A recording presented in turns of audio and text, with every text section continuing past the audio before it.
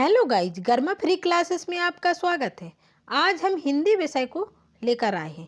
हिंदी विषय का एक वीडियो इसी चैनल पर जा चुका है, जिसमें हमने हिंदी विषय या हिंदी साहित्य लेखन की शुरुआत किसने सबसे पहले की थी, ये सब उस वीडियो में हम दे चुके हैं। अगर आप लोगों ने वो वीडियो ना देखा हो तो जाके उस चैनल पर जाके और देख लें। आज हम लेके आए हिंदी साहित्य का काल विभाजन और नामकरण। अब हम थोड़ा सा अगर इसकी हिंदी साहित्य लेखन की काल विभाजन की बात करेंगे तो थोड़ा सा हम पिछले वीडियो या जो पिछला कुछ है कि किसने सबसे पहले हिंदी साहित्य लेखन की शुरुआत की और किसने पहला ग्रंथ लिखा, इसका हम थोड़ा सा जानेंगे। फिर इसके बाद इस वीडियो को शुरुआत करेंगे। और अगर आप लोगों को ये वीडियो पसंद आए तो प्लीज़ चैनल को सब्सक्राइब और वीडियो को लाइक ज़रूर करें, जिससे हमारा मोटिवेशन बढ़ेगा और मैं इससे अच्छे वीडियो लाने की कोशिश करूंगी। शुरुआत करते हैं आज के वीडियो की। सबसे पहले हिंदी साहित्य के इतिहास लेखन की शुरुआत कब से मानी जाती है? ये सब वैसे तो कुछ लोग मानते हैं कि 17वीं शताब्दी में गोकुल नाथ ने 2 ग्रंथ लिखे थे। जो पहला था 84 वैष्णवन की वार्ता और 200 वैष्णवन की वार्ता। उसमें भी उन्होंने कुछ कवियों का विवरण दिया था अपने ग्रंथ में।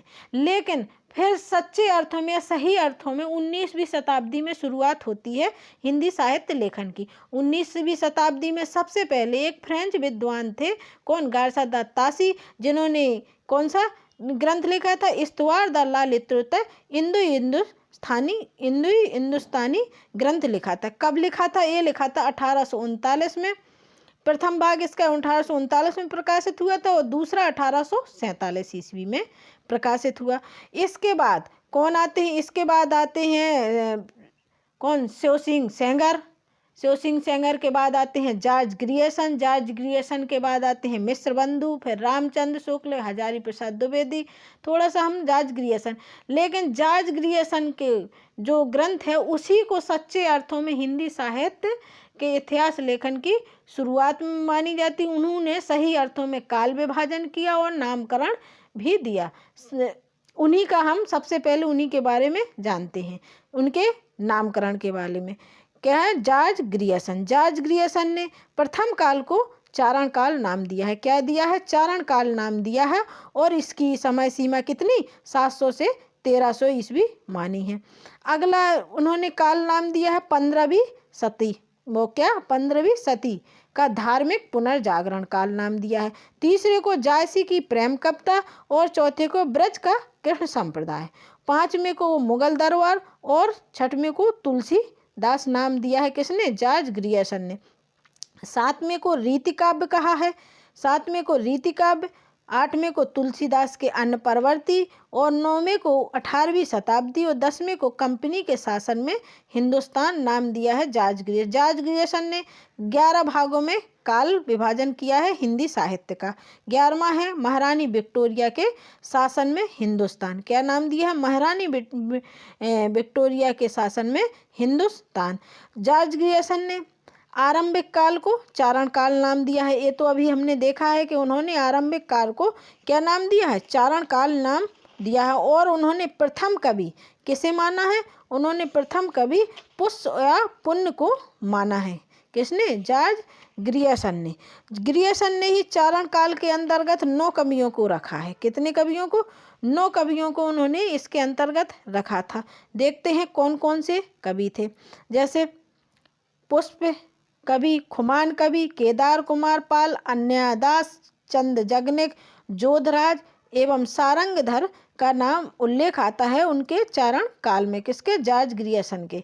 और आगे ग्रियर्सन ने कालों को नामकरण एक आधार पर नहीं किया और उन्होंने अपने कालों का नामकरण एक आधार पर नहीं किया है। किसने?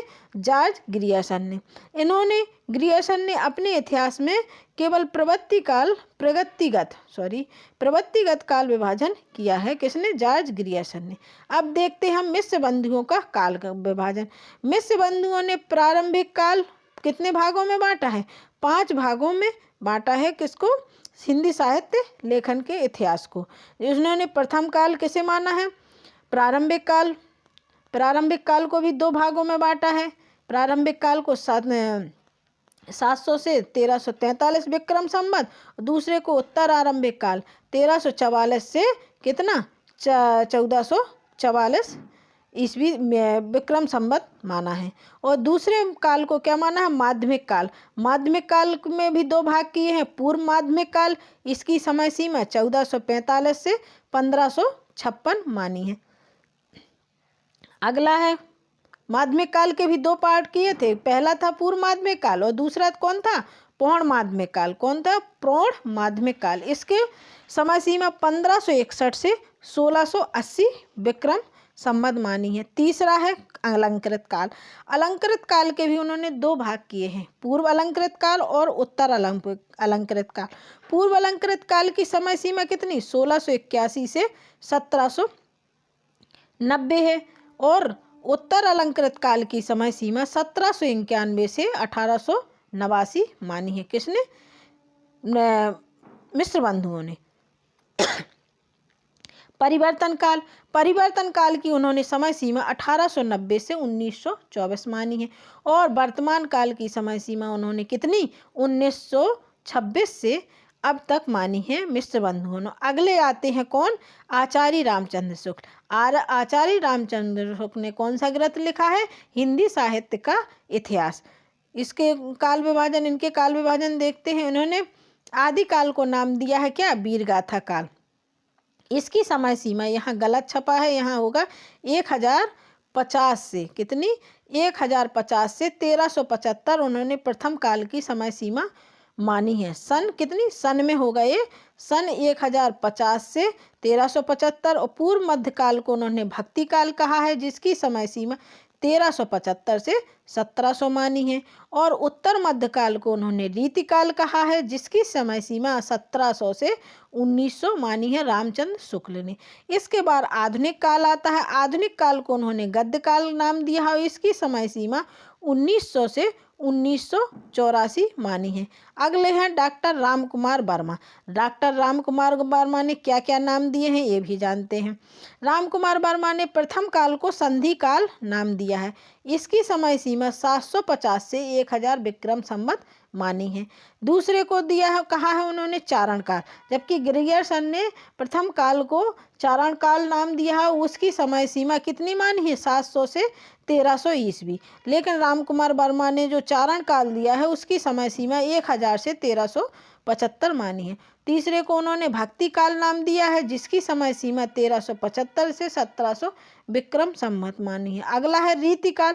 रीतिकाल इसकी सीमा संवत 1700 से 19 मानी है। किसने, 1900 किसने मानी है, रामकुमार वर्मा ने। अगले आते हैं आधुनिक काल। आधुनिक काल की समय सीमा 1900 से अब तक मानी है डॉक्टर रामकुमार वर्मा ने। अगले हैं कौन, गणपति चंद्रगुप्त। गणपति चंद्रगुप्त के काल विभाजन देखते हैं। उन्होंने प्रथम काल को आदिकाल नाम दिया है। क्या दिया है, आदिकाल नाम दिया है। इसकी समय सीमा सन 1184 से 1375 मानी है। फिर अगला है पूर्व मध्यकाल। पूर्व मध्यकाल में उन्होंने की समय सीमा 1350 से 1600 मानी है। फिर है उत्तर मध्यकाल, इसकी समय सीमा सन 1600 से उन्होंने 1857 मानी है। किन्होंने, डॉक्टर गणपति चंद्र गुप्त ने। चौथा है आधुनिक काल। आधुनिक काल की समय सीमा सन 1857 से अब तक मानी है डॉक्टर रामकुमार वर्मा ने, गणपति चंद्र गुप्त ने। किसने, गणपति चंद्र गुप्त ने। अगले हैं डॉक्टर बच्चन सिंह। बच्चन सिंह के, इन्होंने प्रथम काल को क्या नाम दिया है, अभ्रंश काल नाम दिया है। प्रथम काल को अभ्रंश काल और द्वितीय काल को भक्ति काल नाम दिया है। इसकी समय सीमा 1400 से कितनी मानी है, 1650 मानी है।